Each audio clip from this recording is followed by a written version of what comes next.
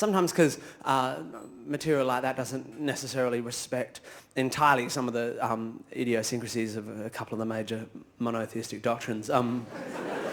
People make the assumption upon listening to such material that I'm not religious myself, which is pretty spot on.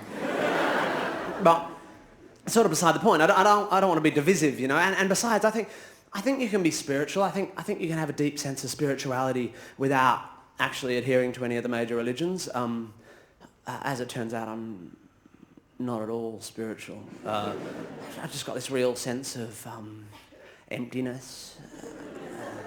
But I believe in things, you know. I believe in rocks and gravity, and I have like a relativist morality, which I can manipulate to suit my worldview, so that I can justify group sex, for example, whilst abhorring group prayer. Works for me. But you have to admit, really, ironically, I guess, given all the religious violence in the world, one of the things that actually binds us all, that we all have in common across all cultures and indeed all time since the beginning of recorded thought, is this tendency to invoke the supernatural to help us explain those things in our lives which we find difficult to explain using only the evidence at hand, you know. A modern example of this I saw on telly recently, a show about, it was called, I think it was Miracles in the Womb, or Extreme Wombs, or something, Changing Wombs. It wasn't that. But anyway, it was about multiple births, and a woman had given birth to naturally conceived identical quadruplet girls, which is very rare. And she said, the doctors told me there was a 1 in 64 million chance that this could happen. It's a miracle. But of course, as we know, it's not, because things that have a 1 in 64 million chance of happening happen all the time.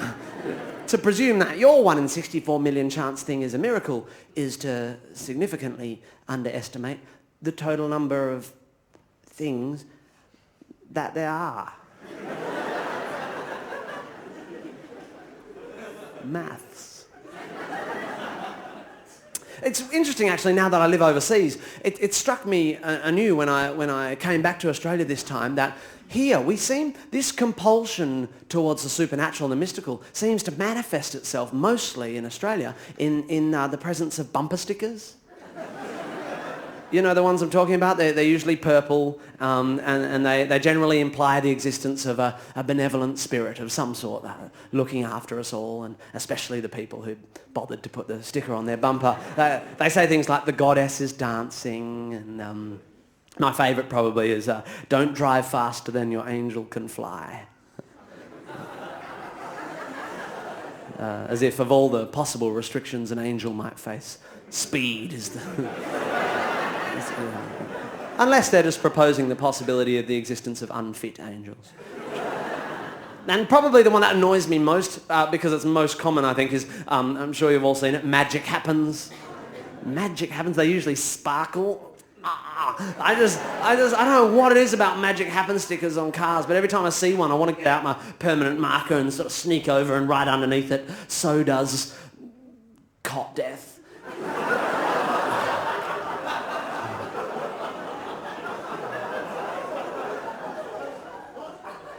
Under which a spiritual person with their slightly more ephemeral marker might choose to write something like, yeah, but sometimes the magician has to do bad magic in order to, A, test our faith, or B, for the purpose of a greater good. Under which someone like me, with their permanent marker, might choose to write something along the lines of, fuck off.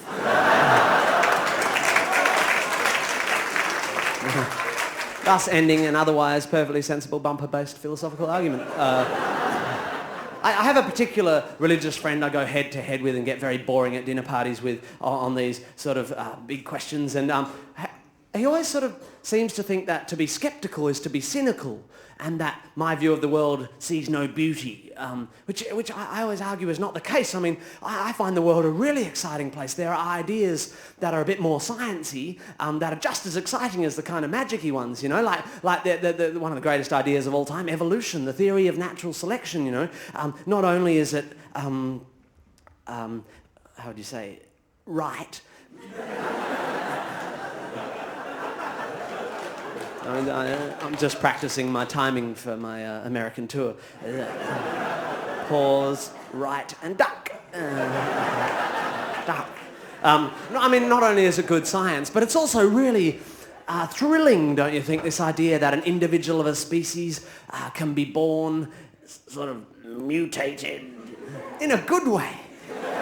And in the moment of that individual's birth, it holds within its genetic code the potential for its entire species to take a huge evolutionary leap forward. It's amazing. And I always think, what would life have been like being one of those individual mutant freaks? You know, what did the other kids think? Imagine being the first dude ever to have feet. I reckon that would be really tough. And also, what I wonder is, how did these individuals with their new bits, like, how did they figure out how to use them? Did they just stumble upon their potential purpose one day, just accidentally, you know? Imagine you're a fish, and you're just swimming in the ocean with your school, and you're all just hanging out, swimming, same as always, because you're fish. And suddenly, out of nowhere, Tony,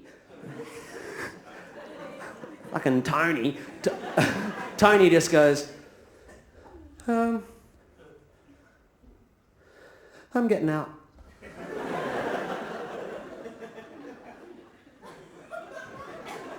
Yeah, I'm freezing.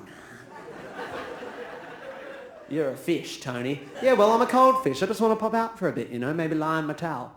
I'll bring you an ice cream. Yeah, don't bother, Tony. You're a freak. Come on, school, let's go. Let's ostracize him for being different. Yeah, let's ostracize him. Tony's a freak. Let's ostracize him for being different. No, don't ostracize me. I'm just a little bit different. Oh, bugger you then. I'll show you guys.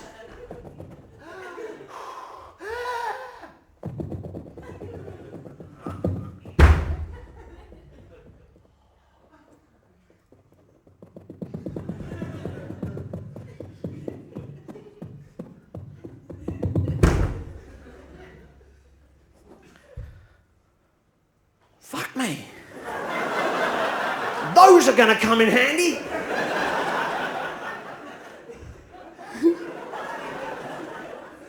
And imagine what Tony would think, standing there on his brand new feet, on the brink of the beginnings of mankind as we know it.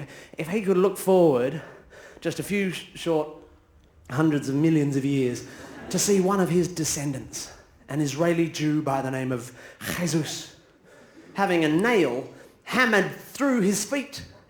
The very feet that Tony provided him with as a punishment for having a sort of schizophrenic discourse with a God who was created by man to explain the existence of feet in the absence of the knowledge of the existence of Tony.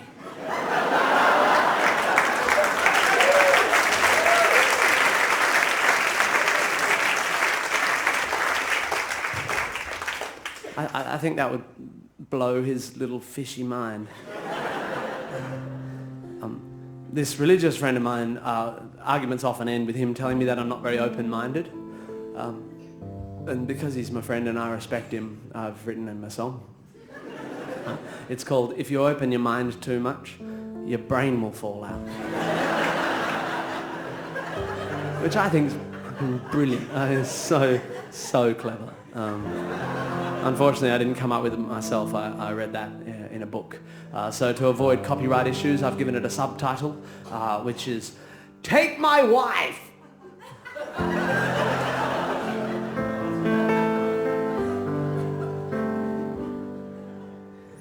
If anyone can show me one example in the history of the world of a single psychic who's been able to prove under reasonable experimental conditions that they are able to read minds,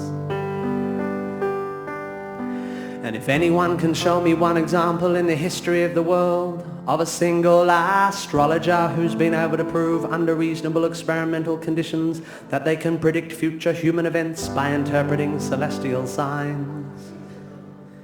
And if anyone can show me one example in the history of the world of a single homeopathic practitioner who's been able to prove under reasonable experimental conditions that solutions made up of infinitely tiny particles of good stuff dissolved repeatedly into relatively huge quantities of water have a consistently higher medicinal value than a similarly administered placebo. And if anyone can show me one example in the history of the world of a single spiritual person who's been able to show either empirically or logically the existence of a higher power with any consciousness or interest in the human race, or ability to punish or reward humans for their moral choices, or that there is any reason other than fear to believe in any version of an afterlife, I will give you my piano, one of my legs, and my wife.